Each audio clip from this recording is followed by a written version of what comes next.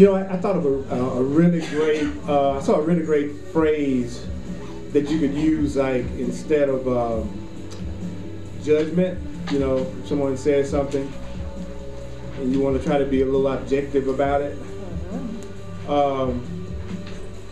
One of the coolest things that you could say would be, that's a very interesting point of view. It's just a point of view. That's it. It's just a point of view. How many of you have points of view? Does everybody in the room have a point of view? And would you say that we have different points of view? Yeah. Now do you understand why we have such a hard time? Yes. I love it when I hear people say everybody's got their own truth. Yeah. It's like, no, it's like everyone has their own untruth. Because the truth is the same for everybody. It's not different. It's different ways to get to it. But the truth itself is not different. So the Course in Miracles is about removing all the blocks that's inside your mind that keeps you from being aware of love, truth, abundance, your happiness. Would you like to remove every block that's in your mind that keeps you from knowing how loving you are? Yeah. Yeah, me too. Me too. The only part of it that sometimes presents a little bit of a challenge is that you have to see the parts of you that's actually not loving to really go beyond them. And that's the stage that many people avoid on the spiritual path. Is that stage where you look at what you are doing to yourself and what you are thinking and what you are feeling that might be limiting you. Now, the way that the truth teaches that we've dealt with that in the past is that we simply projected those things on everybody else around us. And that way we would see all the stuff that was going on in us that we didn't want to look at. We would make everyone around us our projection screen, and then we project it on them, and then we would see it in them, but actually it's in our own mind. That's what's happening, you know. So your particular movie that you're going to project is what you call your point of view. That's your movie. So if you have a point of view about, let's say, men, then you're going to project that point of view on the men that come into your experience. Then you're going to see that point of view reflected back to you because they'll become a projection screen for your projection. And then that would further convince you that you're right about that point of view. So it would get reinforced. Now you really believe that, let's say, men are like blah, blah, blah, blah, blah. Because you projected it, the person reflected it back to you. Now you're convinced you were right. And then that makes the idea stronger, and the idea becomes stronger, then it attracts more people like that. And that's and so it creates a very vicious cycle with projection. You know, I think life doesn't treat me really wonderfully. I project out life doesn't treat me really wonderfully. I see life not treating me really wonderfully reflected back to me. Then I go, see, I was right. Life doesn't treat me wonderfully. Then you believe it more, and then you have more stuff come back, and then you get in the vicious cycle. Or let's say you see what you call anger and attack coming at you from the world, right? Which makes you believe that anger and attack must be real, so you believe in it. Then you project it out, and then anger and attack comes back to you again, and then you believe it must be true because now people are acting crazier than they did yesterday. Okay, but you don't know that's just your idea being reinforced, right? And so people say, well, how do you stop the attack? How do you live in a world where it looks like you're not being attacked? Well, if you project it out, then it comes back, and then you defend against it, and you think it's real, so you attack back, which reinforces your belief in attack. So you project it again, then it comes back again even more. One of the scariest moments on the path is when you meet attack without attack. Because you're the one that's got to stop the projection. And if you keep it going, it keeps coming back. So it's like, okay, I'm not going to attack back, which my ego tells me I'm leaving myself defenseless. But what I've really done is offered spirit a chance to operate, and I've chosen for peace. Wait a minute now. You mean what I project is what I think, and now I'm thinking peace, and now I'm no longer defending, and now I'm no longer trying to hurt, and now I'm being more loving. Then that's what I'm going to draw back to me. So it effectively stops it. But you're not alone, and you're protected by spirit, because at the point you would even want to entertain something like that, you got to already have started your awakening process. You would have already had to start getting in touch with God to even say, I want to stop the attack, and I want to stop the attack so much, I'm going to be a more loving person. To even get to that point that you're even thinking, like, how can I go in this class and be more loving? You've already started the awakening process. A person that's asleep doesn't even think about it. They don't even think about that kind of stuff. So you've already connected with something very powerful that's going to protect you on this. I had the strangest thing happen to me last night. I always, now it's like spirit is not, the invisible is not being very subtle with me after all these years. So it's like I've gotten comfortable with the idea that God is real and truth is real and spirit is real enough for it to reveal itself more to me by having things happen that seem like they defy logic or what seems to be normal or what should be happening. And the case in point was last night. I was driving down the street, it was snowing its butt off. The street was slick as it could be. And I know it must have been feeling some kind of guilt to even be out there, but that's a whole other story. It's just a big playground. You got to feel guilty about that. Well, I'm just telling you what I felt. And so anyway, I'm driving back, and so I decided to get me a burger, and I stopped at McDonald's, and I was coming out of McDonald's and getting ready to pull out of the lot, and I pressed on my brakes, and then the car just went into this incredible skid downhill, getting ready to skid right out into the main street, while I was watching this car come just at perfect speed for us to collide. You just couldn't. It was like the perfect storm of insanity at McDonald's. And so I'd say, this whole list, when I get to you, be you in charge, so I would follow you, certain if your direction gives me peace. And I don't know how it happened, but both cars was on ice slick streets. This person's car went zzz, just like he had touched on brakes in a street that had absolutely no ice on it. Wow. And then I missed them. It's like, wow. Now the real test was, and I was very grateful, and I told myself I was grateful, and I told God I was grateful, because ultimately you got to have gratitude for yourself, because it's you that's saving you and it's you that's kicking your butt. Both of them are coming from you. So when something go cool, you need to thank yourself for that too. That was one time you decided not to stick it to yourself. Yeah. So every time you don't, you go, oh wow, that was a wonderful experience. It can be but my gratitude that I earned for doing that, which is one of the Course in Miracles lessons. Thank you, God, and thank you, me. Because it's not like spirit doesn't always want me to have joy and peace and happiness. Sometimes I don't go into agreement with that, and that I'm the one that holds up the whole shebang. That's really what's happening, but we think it's somebody else. The universe wants to say yes to anything you want. It's you not saying yes to it. And so we've been talking in the class about the rules for decision, because it's really, really important to make your decisions powerful so that your decisions will manifest. And I want to complete that. We had talked a little bit about that. And just remember that you don't have to believe any of this. You don't have to accept any of this. It's not about convincing anybody of any of this. It's just that if you use it, you'll see that it works. Because all of us got what? Points of view. And so what happens is, when we listen to something, usually we listen to it from the standpoint of whether or not it goes along with my point of view. And if it goes along with my point of view, then it must be right and true. If it doesn't go along with my point of view, then it must be wrong, because I am the one who decides what's true. That's where my judgment works. What about yours? Yeah. Do you tend to listen to stuff and you think it's true if you think it's true, and maybe it's not true if you don't think it's true? Anybody else besides me do that? Yeah. All right, I think I was the only one. Okay, so I would like to tell you that you are loving, you are lovable, you are powerful, you were created by love, and every single solitary thing that happens to you is coming from your own mind, your own consciousness, and your own feelings.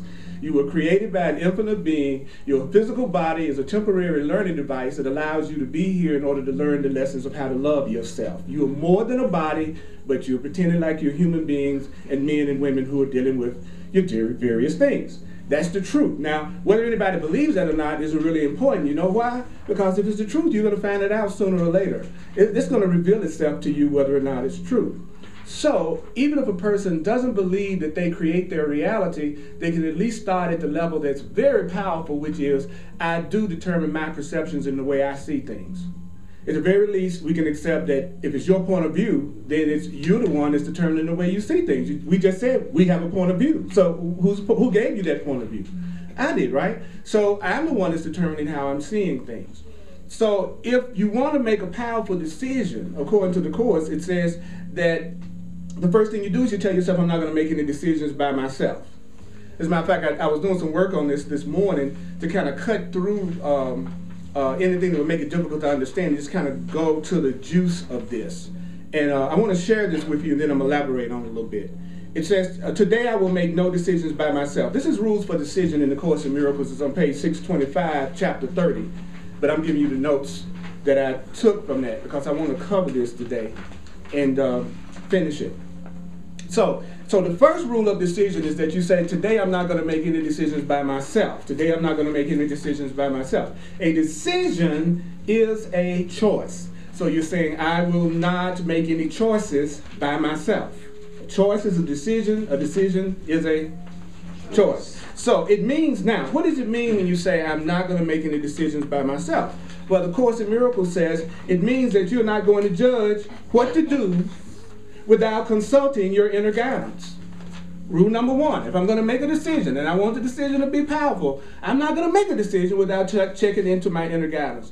This class is a spiritual class. It's not a religious class. By a spiritual class, it's a spiritual class too. But as a spiritual class, it's here for people who want to get in touch with something larger than their own egos and their own sense of who they are. And allow something that's more loving, more intelligent, that's a part of themselves, that created them to be a part of their life. We tend to call that God. So this is not going to fly for people who got a lot of resistance to the idea of a higher power. But that's not my problem. Okay? Because I want to believe in the idea of a higher power. And I think in the New Age community too much, I have been in realities where we run away from that too much. We want just totally run away from the idea of God. You know, the idea that we were created. And it's like, so anyway, I don't want to run away from it. So anybody that wants to, that's fine. I ain't got a problem with it. It's all part of us having our own points of view. But you teach in order to learn. And for me to sit up here and not teach what I want to learn is insane. So you will never know your power until you don't care about how other people react to you doing what you know is best for you for your spiritual growth. Spiritual growth comes from having courage. It certainly doesn't come from getting your friends and your neighbors and your mates and everybody around you to agree with what you're trying to do. It's that's the slowest way in the world to wake up to your spiritual identity, is to need validation from people who don't even believe it. Okay? And when you first decide to change your mind, the part of you that hasn't changed your mind is going to be reflected back to you in terms of all the friends and associates who doubt what it is that you're saying you're doing and are trying to convince you not to do it. They are reflecting back your own doubts about whether or not this new path is true for you or not. Everybody hear me? Okay, so the minute you go, I'm getting ready to change and I'm going to do something new, then there's a part of you that may be afraid of what you're trying to do, doesn't understand it. So that part of you will be reflected back to you in terms of the doubts of the people around you about what you're trying to do. If you do it long enough and you accept it long enough, those people completely, 100% fade out of your experience. And even the ones who used to challenge you stop. That I don't even remember the last time that somebody was challenging me about my belief system. I don't even remember. Why? Because as I accept it for myself, my world reflects acceptance back to me. As I allow everyone around me to have their own path, then I create people who allow me to have mine in peace. Because everybody's reflecting back to me the attitude that I'm taking right now. But it took time to develop that attitude, and I'm still developing that attitude. In other words, is Earl still learning? If you can see me, I'm still learning. Does Earl have an ego just like everybody else? If you can see me, I do. That's the way it works. That's the way it works. The only difference, if you want to think of differences, would be in my willingness to try to do what I'm told, as opposed to arguing with it and debating it and arguing with it and debating it. You know what I mean? So when you get to your spiritual path, whatever that path is, you will be like compelled to do it, and you can't stop even if you have resistance. You just got to do it because you know it's your way home. You know it's the way you decided to go home to peace and love. So the first thing to do, if you want to make your decision powerful, you don't make a decision without doing what? Consulting. If you judge a situation, then if you judge a situation, it says you're going to come up with a way to deal with that situation on your own without your inner guidance, the Holy Spirit. I say it again. If I walk in and I judge a situation, then I'm going to decide how to handle that situation without ever checking in. And so the Course says that if that's the case, then if the Holy Spirit or the higher self does give you an answer, then you're going to be confused and afraid because the answer that you're getting from your guidance isn't the answer that you made up for yourself. So when you make up the answer and then Spirit gives you the answer, but what you heard from Spirit is different from what you just made up for yourself, the Course says you get confused and you get angry. It's like when you've already made up your mind about something, then you ask your friend for their advice. And then the minute your friend says something different from how you decided is the best way for you to go, you get defensive and say, but wait a minute, you think I need to do blah, blah, blah? Which means you already had an idea in your mind before you asked their advice.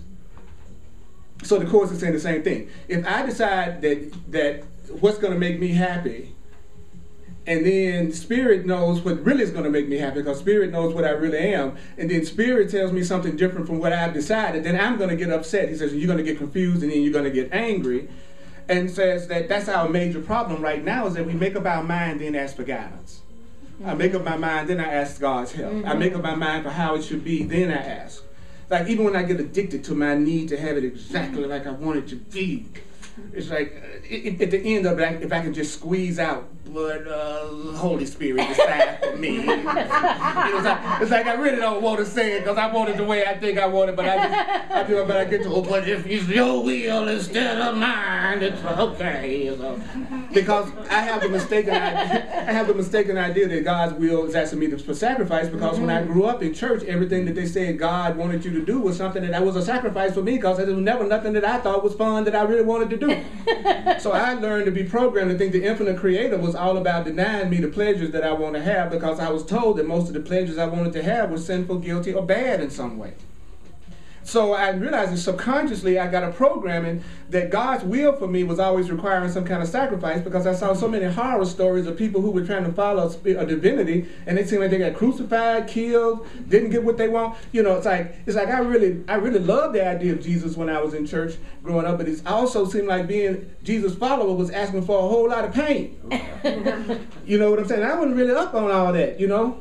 So I realized that it made me associate divine guidance and divinity and a higher power with sacrifice and some kind of pain and me not enjoying myself and doing what I want to do. And it seemed like the concept of a devil, which never felt right to me, at least promised a good time. Because it looked like the devil was partying. It always looked like the devil was partying. The devil was always doing something really cool that I wanted to do if I'd be honest about it. You know what I'm saying? So I learned to associate anything that was my pleasure with something being wrong, and anything that was not something I would really like to do. I didn't want to join the Peace Corps. You know what I'm saying? Then that would be something that was wrong. Another challenge I had was I saw that people tend to associate being spiritual with how quiet and conservative you are. So therefore, if you sit perfectly still and you're perfectly quiet and you're perfectly soft and you don't really, party and you don't really go out and you don't really dance and you don't really this and you don't really that, you're just kind of sitting in your cave contemplating your navel. It's like, great. It's like, if that's what you want to do, that is your right, and I welcome it. I'll point out a few caves for you if I run into any. I'll send you a cave email.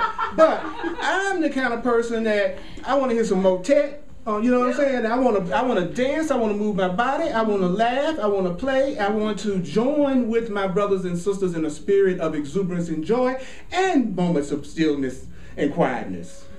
You know what I'm saying? So I realized being spiritual is a content. It's not a behavior. Being spiritual doesn't have anything to do with a behavior. It has to do with how much you recognize you more than what you think you are, and that you are loved. That's what everybody in here is. You are complete, total love. You're sinless and you're guiltless. You're sinless and you're guiltless and you're total love. That's it. And anything that you experience other than that is a reflection of the idea that you have that you are something other than that. Where's the other than love coming from? It's coming from the thoughts you have about yourself that is other than love. Because I was taught if you look pitiful enough, then that's how you get the attention and the help of people around me. You know what I'm saying? So I think if I look sad and pitiful and never smile and never reach out to anybody and look like I'm about to die, and then a lot of people gonna walk up to me and go, hello, I want to go out with you. It might not be the best way to promote yourself. Except you will be like an orgasm for the caretaker. The caretaker will be on the lookout for you. Because these are people who get their worth from what they think they do for everybody else. They can't claim their value for themselves. Their value comes from how much they think they are taking care of everything and everybody around them, to the point they don't even have a life of their own anymore. That now I'm spiritual because I'm doing. So anyway, I would tell you to plug into your own socket. Plug into your own socket. I used to have my plug out trying to plug into other people. Anybody else? Yeah. And it never worked. It always had, I found out that relationships based on looking for love outside of yourself always have 3 stages: a beginning, a middle, and an end. A relationship in the world is like a wave. It comes out of the ocean and crashes against the shore and goes back out. And instead of enjoying the wave, we are judging the wave, processing the wave, studying the wave. Because there's nothing in time that's not going to end in time. There's nothing born in time that's not going to end in time. So it doesn't matter. Anything that's born in time ends in time. Even if you think you have a relationship that's a lifelong relationship, it still will end if one of you make your transition. There's no such thing as a relationship in the world body that does not change, that does not end. So why don't I stay 100% present in the relationships that I have, extend as much love and joy and appreciation as I can while it's happening, and enjoy it to the absolute fullest, allow it to come to its inevitable conclusion if that's what it's meant to do, and bless everything and everybody involved in that. That sounds like a great way to be able to handle that, but you have to develop the ability to do that. That's not natural in terms of how we've been programmed, but that's the way we're going to have to get one day in order to have peace. Is to make it okay for things to come and make it okay for things to go. Make it okay for people to come, make it okay for people to go. Make it okay for money to come, make it okay for money to go. Make it okay for health to come, make it okay for health to go. Make it okay for the spouse to come and make it okay for the spouse to go. Make it okay for the flat screen to come and make it okay for the flat screen to go. Even if there's nothing but you coming home and somebody else did it for you. Okay, and you'll get to this point one day on your spiritual path that you would go, you could walk into your house and everything was taken, and you would say instantly, wow, I see that somebody needed it more than me. Mm-hmm. I hope they enjoy it. Call the police and tell them, don't you dare search for my furniture. I'm not there yet. I trip about my hubcaps, but that's a whole nother deal. You know what I'm saying? Yeah. But I'm working on it. See, sometimes it's like we think readiness is mastery. Just because I said I'm ready to become a more loving, giving, releasing person, that doesn't mean I have accomplished it yet. It just means I've decided on the direction I want to go in, and that's the most important thing you can do if you want to be helped. So the Course then told us, so our major problem is that we make up our mind, then we ask Spirit what to do, right? And then it says, then what the Creator tells you to do may not coincide with your plan, and so you feel afraid because the guidance that you're getting is contradicting what you decided it should be, and so you feel attacked and you get angry. Now, this is the part I want you to remember. This is going to happen while you're learning how to hear guidance. Mm-hmm. One of the stages in learning how to hear guidance is getting guidance different from the guidance you give yourself. Mm-hmm. Because it's the guidance you've given yourself that's put you in a situation that you're in that you're asking for guidance for. So it's a pretty clear hint that probably your guidance is going to be something opposite than what you think. It's like if you have a certain pattern in relationships, you will surely get to the point one day that as soon as you're attracted to somebody, you'll go the other way. You'll go, if every time you've ever done it, you gave yourself nothing but pain, And then all of a sudden you walk in the room and you go again, oh. Then you go, oh. I probably the most perfect person in here is the one I have absolutely no attraction to. Because that's the person that's not my pattern. Takes a lot of awareness to do stuff like that. Takes a lot, because you're convinced that each time that you know better than the last time, but the truth is you just responding to a person who matches your pattern perfectly. Your pattern matches so perfectly that you're attracted to each other. And if you were to look at it as, oh, here's another opportunity for me to forgive, to love, to let my blocks go, to realize the truth about myself. This is another opportunity for me to learn how to open my heart more. This is another opportunity for me to learn how to be more patient, more open, more decisive, more. If you looked at them like that, then you could go ahead and go right back to the same pattern you've done before, and this time you learn something from it that would be really cool. But don't walk into it thinking it's going to be different if you're the one that's attracted to it. But what you are getting is a fresh opportunity to get past your blocks if you like. But don't think they're going to be different ultimately than whoever you were with before, because you're the projector and all you did was change screens. So, the same movie going to show on as many different screens as you put out there. But sometimes I just have to change some screens. I'm going to tell you about me. Me personally, sometimes I have to have a new screen. And it becomes the new person that you're enamored with that's just blowing your mind, that you're getting ready to say the exact same thing to, and the same promises to that you just made with everybody else. But this is a different one. You're going to run down the same game as all other times, but this is going to be different. Yeah, it will be different if you don't make any decisions by yourself. It will be different when you ask Spirit what would be the right way for you to look at that, the right way for you to approach that. What could you do different in it this time? That would be different, wouldn't it? And so all through the day, to tell yourself the kind of day you want to have, tell yourself the feelings you want to have all during the day, which is we do that pretty much. And it says, and tell yourself the things that you want to happen to you, and then tell yourself what you want to experience. That's what I do all day. If I be honest with myself, I'm always coming up with something I think I'd like to do. Anybody else? Do you come up with things you like to do? So if you do that all day, then at the end of it say, if I make no decisions by myself, this is the day that will be given me. Which means if I make the choices with God, I would have the day I wanted. If I make the choices with love, I'll have the day I want. So if you're clear that you want to follow the Creator's guidance, then you can be directed without fear. If I'm willing to follow the Creator's guidance as opposed to my own guidance, because I realize the Creator's guidance will be better than my guidance, then I won't be so afraid to receive the guidance. If I've already made up my mind about what I want, the way that I want it, then when I hear my guidance, I'm going to oppose it and I'm going to be afraid. See the difference? If you decided that my office is at Pete's, and that's your plan, that you're going to meet me in my office at Pete's, and you're absolutely certain of that, and you get some pancakes to boot, you know what I'm saying? And you're absolutely sure of that, if I tell you, no, my office is upstairs on the 3rd floor, but you really believe and want it to be at Pete's, then you're not going to want to listen to me, and you're going to defy me, and you're going to get angry with me because you're confused now. You say it's at Pete's, and I'm saying it's upstairs. And that's what this, but if I was to go at the very beginning, if you were to go at the very beginning, Earl, you know where your office is, and would you tell me? And I told you, then you would get there faster and it wouldn't be in opposition because you haven't already made up your mind that my office is at Pete's. So if you really want to answer to everything that's bothering you in your life right now, then you have to be willing that your answer and your way of looking at it isn't necessarily the way to look at it that's the correct way to look at it. That's rule number 1 if you want to get out of a pattern. And so it says, if you are clear that you want to follow the Creator's guidance, then you can be directed without fear because you won't feel in opposition because you asked for God's guidance first before making up your mind about how to deal with a situation, and so your own resistance won't even be a problem because you've already decided that you're going to go to a higher guidance. Now, here's the trip. Here's where the Course in Miracles came in handy for me. The purpose of the Course in Miracles is to teach you how to tell when you're telling the difference, when you're getting ready to make a choice for something that's going to hurt you in your perception, and when you're about to make a choice that will bring peace.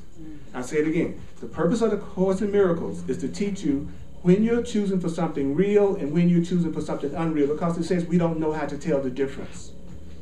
So usually when you tell people that they need to go to their higher self, to them that just means I need to go to what I'm making up right now. Still don't know the difference. You see what I'm saying? So there's actually a spiritual path, and many of them all of them do it actually, that's trying to teach us the difference between love and fear. Teach us the difference between when you're experiencing something real and when you're not. So unless you give yourself new concepts and ideas that teach you how to tell the difference between when you're getting ready to have the same kind of relationship you just had, then you're going to make that choice again. So that's where higher guidance comes in. It comes in to give us real choice where we didn't have real choice before. It says all we did was just choose for different forms of the exact same thing over and over again, which isn't a real choice. Like if you give me a banana cake and a chocolate cake and an orange cake and a carrot cake, I'm just still eating cake. So I really haven't made a real choice until I choose pie. So if you're just choosing different forms of the same thing, thinking that you're choosing something different, then it's like you haven't made a real choice yet. So I need to know what a real choice is. And so that's what it's telling us right here. It says that if you do feel a lot of resistance, right? It says then it's because you made up your mind about what to do before you asked for help, right? He says now you got to quickly straighten out your mind by wanting an answer that will work. So here you go. You have to go, I want an answer that will work more than I want to be right. I want an answer that will work more than I want to be right. I want an answer that will work more than I want to be right. Be certain that you have not asked for Spirit's guidance. Now, be certain that you have not asked for God's guidance. You have not asked for the Holy Spirit's guidance if you have not asked for the Holy Spirit's guidance. I said that again. Y'all hear that? Mm-hmm. You have not asked for God's guidance if you have not asked for God's guidance. I heard people say, well, I asked for God's guidance. Now, get honest. Did you really sit down and go within and really ask before you made up your mind about what you already thought? See, I realize that my sadness is actually coming from me wanting something that I think is being denied me, which means I've already decided how that pleasure and happiness should come and who it should come through. That's why I'm sad, because I've already made up my mind.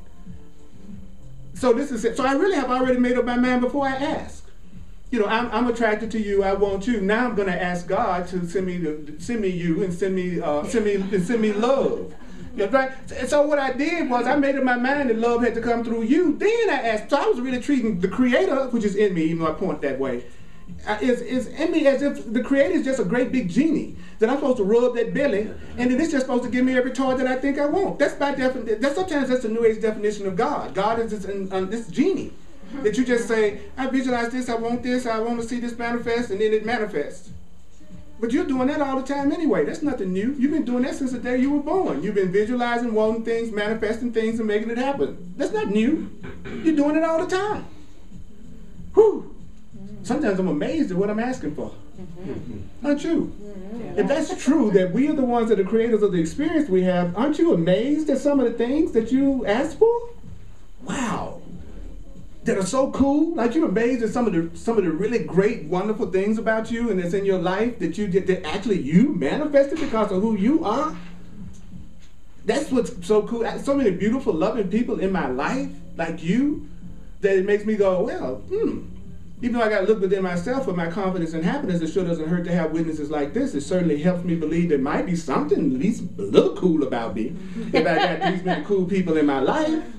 You see what I mean? But if you surround yourself with people and all they're doing is this,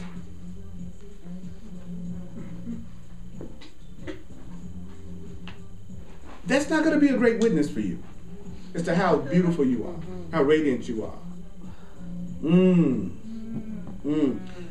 Clean your mirrors. Clean your mirrors. Clean your mirrors. Now, we're not going to pull this off all the time. We're going to act damn fools sometimes, okay? Everybody with me on this?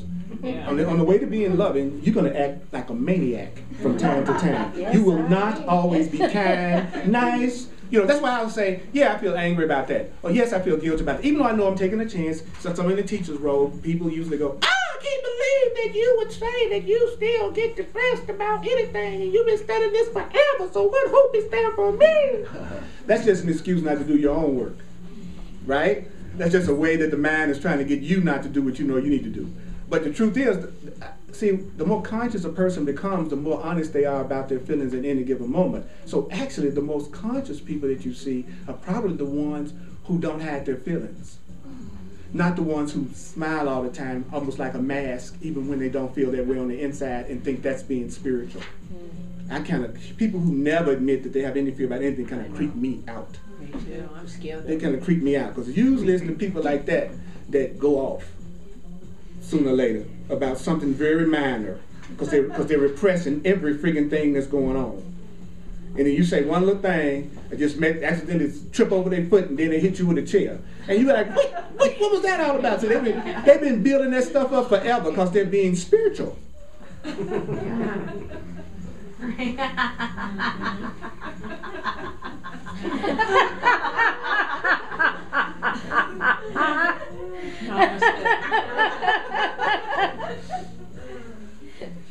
I love everybody. I'm never angry. No. How you doing? How you doing today? Fine. Fine. How's everything going? Great. Wonderful.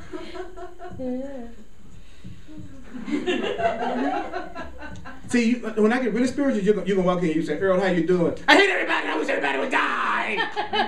And you go, dog, he's real.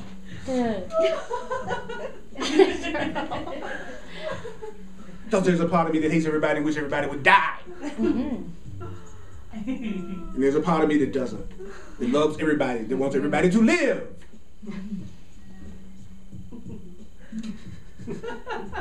So what's a real relationship? When you can look right in your partner's face and say, I hate you, and I wish you were dead. I wish I could chop you up into little pieces and boil you. I wish I could make sushi out of you. And they go, that's a very interesting point of view. I love you. You're the cutest anger I've ever seen. Or else just don't say anything, which might be the safest thing to do, is just be there. Because you know what? Behind all anger and insanity is love. And if they can ever get it out without you getting defensive and going off yourself, right behind that, two things are going to happen. Either they're going to feel so, go to the love that's behind it and go, you know, I just really went off. I'm sorry about that. You know, I didn't really mean none of that. I really love you. You know, or they'll say all that stuff and they'll feel so guilty. They'll go, oh, you know, I wish I could make that up to you. So anyway, it goes, it's a win-win. It's a win-win. They feel so guilty they're going to treat you good, or they're going to tap the love into them and treat you good. You win either way. So you can always tell the truth because there's no loss for anyone. A friend of mine is a brilliant businessman, told me one time, he said whenever he makes a deal, the first thing he does before he makes any kind of business deal is make sure that if it failed, then the worst thing that could possibly happen, he would profit. So he wiped out the whole idea of loss before he ever engaged the whole business deal. And what is it that keeps things from happening? That fear of loss.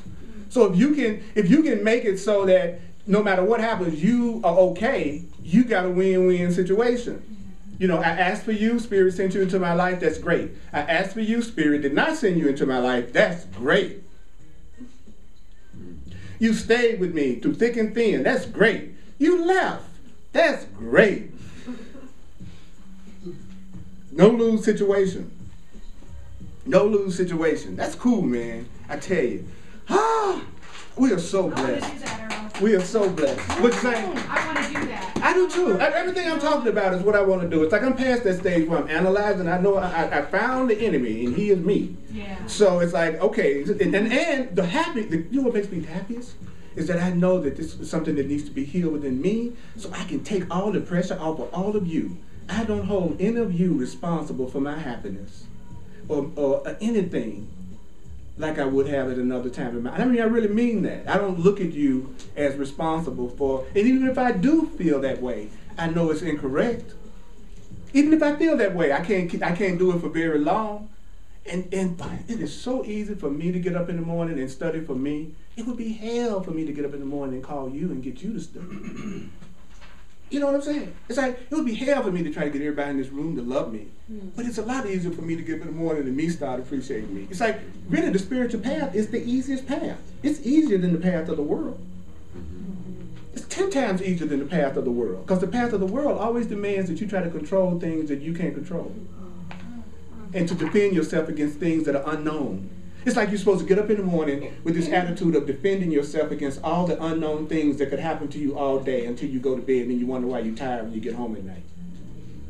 That's what the world kind of asks us to approach everything. I got to make sure I got everything that defends me from harm all day long, and even harm that I don't even know about yet. I got to protect against that too. That's my insurance. I'm preparing for an illness that I will surely have so I can use my insurance, because you know what? I'm paying some big ass premiums. And I don't want to do that for nothing. I need at least one good hospital visit.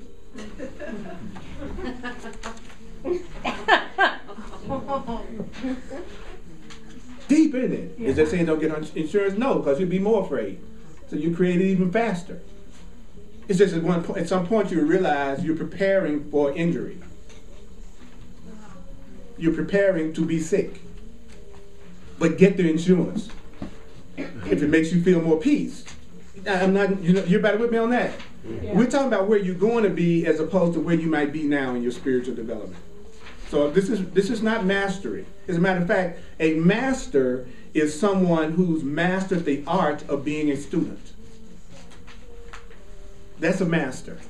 You want to meet a master? Is someone who is a devoted student, who's learned how to be a devoted student. A master is never the one who thinks they're giving something to somebody else and not to themselves.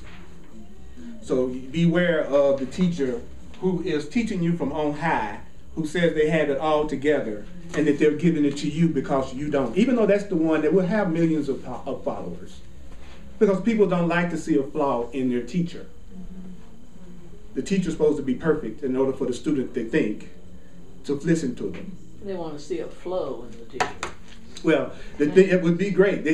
So what I'm saying is, the people in your life right now who are being the most honest about how they feel, even if they're saying something that you don't particularly like sometimes, that's a person that's practicing more spirituality and joining in trust with you than everybody around you who's hiding their thoughts from you. So sometimes the people who we're most upset with are actually the ones who are being most honest with us about how they really feel. And we're mad at them because they did it in an angry way. Who is it in your life that you can really share how you feel and what you think, and they really listen to you and let you get it out? Now that's the person, that's the real relationship. That's who's loving you. If you don't have anybody like that in your life, how can you have somebody like that in your life? You start being that for everybody that's in your life now. You encourage all of your friends to share things with you without your judgment.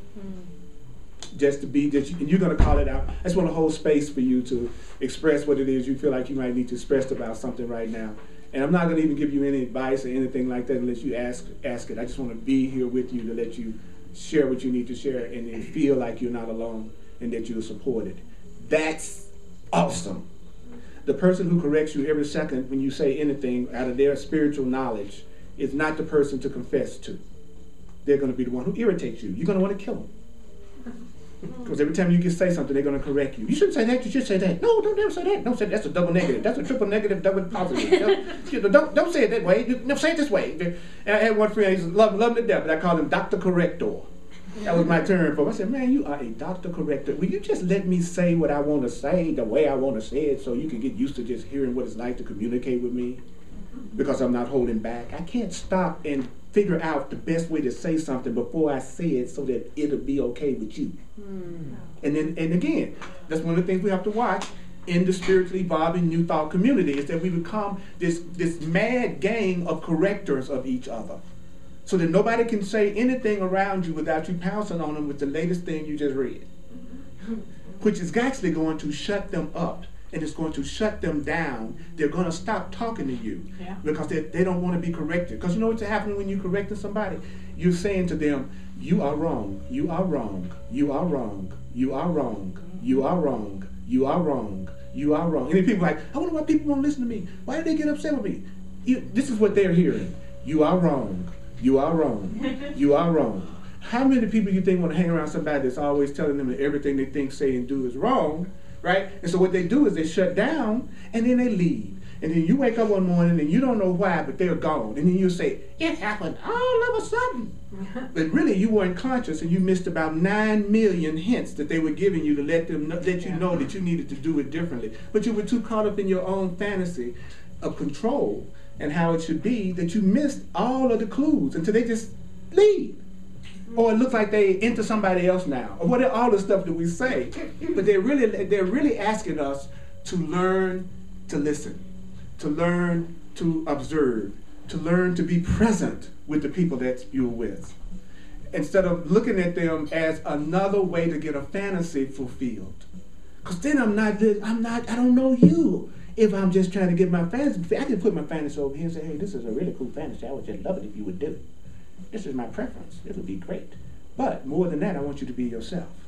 And if anything that I'm requiring of you would be a sacrifice of you, please don't do it. I don't want you to do anything that you don't want to do for me. Now, if you love yourself, you'll go, wow, that person just offered me love. If you don't love yourself, you go, wow, that person is really selfish. But why? Because I want them to sacrifice for me. See, I'm not ready to turn that around and say, I only want you to do what makes you happy. Because I want you to do what makes me happy more. You see what I mean? Yeah. So if I'm not ready to give it, I'm not glad to receive it. You try to give a person freedom who doesn't want it. You try to give a person freedom who wants to possess you. They won't want the freedom you're trying to give them. People only accept what they want, and they give what they want. So if you want to know what a person really wants from you, it's what they're giving to you. Quick way to find out really quick. That's the same as love, too, would it be? If they're really giving it, they really want it. Yeah. A person who really wants a kind, loving experience is going to be the first one that's giving it. A person that wants attack is always attacking and criticizing and judging everybody. That's how, like you want to know, what am I going to be? Do I want to enter into a connection with a drama king or queen? Why don't we just find that out real quick? So all I do, what? Listen to you. You condemning, judging, criticizing everybody around you. Waiter, your family, your job, everybody. But you telling me you love me and you say only nice things to me, but I'm watching you kind of judge everybody around me. I know that when you change your mind about me, you're going to put me on that same list that you got everybody else on, which you might pass it around. And so my specialness is telling me that you wouldn't do me the same way you're doing everybody else. My conscious mind tells me that that's exactly the way you're going to do me, is the way that you're doing everybody else. As soon as I don't act out your script the way you want your script acted out, because you're mad at them, because they're not acting out your script the way you want them to act it out. So right now you're loving me because it looks like I'm fulfilling a need you think you have, or I have the potential for fulfilling a need you think you have. So you're very enamored of me because your projection says, I might be the one. Aha! But the minute I don't act right, you're going to treat me the way you do everybody else. So if I'm sitting with the person and they're going, I'm wishing my partner that I was with peace. I was at work today and I realized I really need to change my mind about the way I was looking at my boss, and I need to look at my coworkers differently, and maybe I need to take a little bit more responsibility for my happiness, and I'm going to see if I can change the perception I have of my mama. Okay, then I'm listening to that person, I'm going, all right, this right here would be a cool person to be close to, because I see them taking a lot of responsibility for their experience, which means they won't be projecting on me that I'm the one that's responsible for everything that they're upset about. See, all you got to do is listen. There are no private thoughts. All you have to do is listen. All you have to realize is whatever a person gives is what they want, and how they treat other people is more indicative of how they'll be than how they're treating you. Because if they're interested in you, they're trying to please you. So therefore, they're going to say what you want to hear in order for them to achieve their goal. It's not mean. It's not cruel. It's just the way it is. So when you study the Course in Miracles and things like that, it teaches you how to make the decision before you enter the situation so that you'll save yourself all that pain. That's how you do it. Because when you study your spiritual path, for instance, mine, the Course, it'll tell you what to look for in the first 5 minutes of any encounter that you're in and how to look at it to know what's best for you. Will you always do it? Heck no. Sometimes your pattern is so strong and that attraction is so strong that you will have your eyes wide open and know it's the worst thing you could ever get involved in. And you'll be, I got to have it anyway. I got to do it one more time, because it feels so good. I just feel it so good. You know. And so what's the beauty of a spiritual path like the Course? Well, first of all, I would say, I made that decision for a date by myself. I didn't ask for God's help in that situation.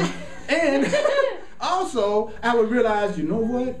I'm loving, I'm lovable, I'm innocent. This is a learning experience. I did this. I try not to do it again. I want to do it another way the next time, and I'm okay, and let's go to the movie. That's where you deal with it.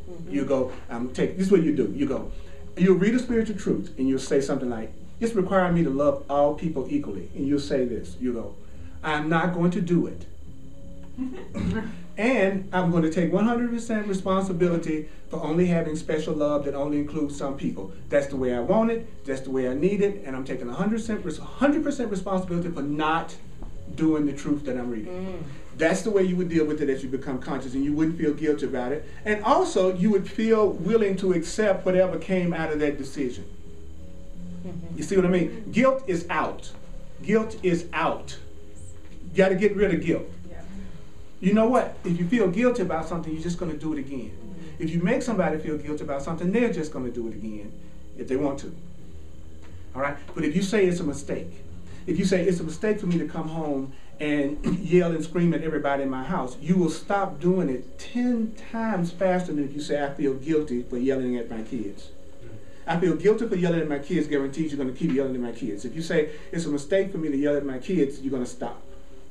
Because your mind has already been programmed not to want to make mistakes. All your life you program your mind to not to want to make mistakes. So the minute you call it a mistake, your mind will automatically start to end that pattern. Say it's a guilt, say it's a sin, say how bad it is, and you're going to keep doing that. But if you say it's a mistake, your mind will work against it. Automatically. If you go, for me to get in this relationship without taking the time to communicate with this person and see where they're coming from and ask a few questions and see if we had anything headed in the right direction and any understanding, and you don't do that, you will go, that's a mistake. So the next time the situation come up, you think about it. But if you go, I feel so guilty because I didn't really check things out the way I should have before I got really involved. I'm such a horrible person. I always make bad. Well, the part of you that likes to feel bad, there is a part of us that likes to feel bad. They're just going to keep on creating those kind of situations for you. So mistake is not a sin. Get rid of the idea of sin and guilt. You're just going to do it again if you believe in sin and guilt. Okay? But if you go, oh, it's a mistake for me not to love myself like I should. It's a mistake for me not to get in touch with my innocence and my power. It's a mistake for me not to ask God before making this decision about this. It's a mistake for me to beat myself up for making a mistake. It's a mistake for me to punish myself for an error. It's a mistake. It's a mistake. It's a mistake. It's not a sin. Can you do that with emotions too? You can do that with anything. Because if it's a mistake, you can just call it what it is and you can still have the feeling. Don't not have the feeling. There's nothing more powerful for manifesting than feeling. Move toward the things you feel energy toward. If you don't feel it, don't do it. If you don't feel it, you probably won't even have the energy to do it. There's so many things I see people doing, and I have done, that they have no juice about, no enthusiasm about, no feeling about whatsoever. And it's feeling that makes things happen. Why do we have such strong attractions to people? It's because of the way we make ourselves feel in their presence. And notice I didn't say they make you feel. I said you make yourself feel in their presence. So if I'm around somebody and they're not feeling me, then I know I don't need to be around them very long. And I bless them and release them. I don't want to be around people who don't feel me and I don't feel them. Because feeling is what makes things happen. Feeling. So the people that evoke the greatest feeling in you, those are the people who can help you create the most. So who do you feel? You know, some people when they come to this class, they feel me. Some people just hear me. Some people don't hear me or feel me. Is that the same as feeling you up? Not exactly. Feeling me up would be a whole nother kind of a category. Yeah. You know what I'm saying? And it's really about what would you want to feel me up for? Right. I'm not sure. It's the purpose. And until you know that, and until you would know what that was for, anything could happen. That's where anything happening comes from. It comes from not knowing what you're doing it for. Okay? So you're powerful. Ask for whatever you want today. Ask for whatever experience you like to have. And then when you do that, tell yourself, I will not make this decision by myself. And if something isn't going right, tell yourself, at least I can decide I don't like what I'm feeling right now. That's what you do. You go, you know what? I don't like what I'm feeling right now. If you're angry about something, go, I don't like that I'm feeling angry about this right now. So what? And so I hope I have been wrong. That's how you get out of it. You go, I don't like this, and I hope I'm wrong. It's like walking up to a person you see talking to somebody across a room, and you got a little jealousy issue, and you see them talking to somebody else, and they seem to be really smiling, and they seem to be giving each other the goo-goo eyes in your projection. Then you walk up to that person, and if you're angry and you don't talk to them, you say, I hope I'm wrong about this, but I feel like I'm losing you to somebody else, or that y'all got this energy going right now that I feel uncomfortable with. I hope I'm wrong about this, but... Because that gets rid of a lot of defensiveness from a person. When you start out saying you hope you wrong, instead of start out saying you wrong. See, that's where the unconscious person does. They start out with projection and blame. The conscious person goes, you know what? I'm really hurting behind this, and I don't like this, and I don't like the way I feel about this, and I hope I'm wrong about this.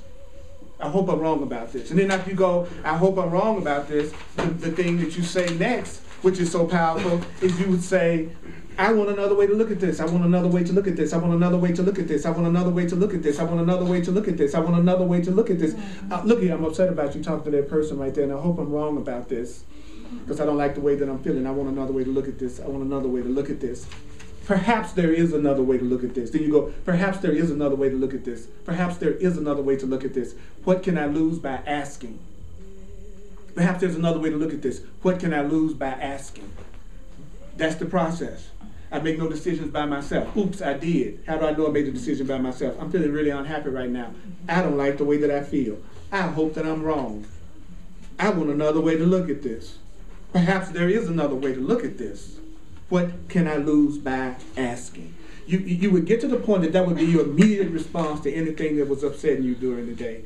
Just like I had that immediate response to my car sliding going, this whole instant what I get to you, be you in charge. Because it's not until you start treating the invisible like it really exists that you see it working in your life. So it's not about you believing it. Don't make believing it necessary. Practicing it is what's necessary. Not believing it. Because if you think you have to believe it, you won't do it. If you think you got to believe me, you won't try any of this. So it's not about believing. It's about just having a little willingness to try it and see what happens. These are the answers that I didn't make up, that I wanted to share with you because you're so cute and juicy and loving and lovable. Would you acknowledge yourself for being so cute and so juicy and so loving? Would you acknowledge everybody else in here for being so cute and juicy and innocent and loving? Wow. All right, we're going to do the love offering. Thank you for sharing with me. I do the Course in Miracles full time in the world, so your donations are quite appreciated. I love it when everybody's in Course comatose. See, I know everybody's in Course comatose today. That's good. That's cool. That's all right. The Course even describes Course comatose.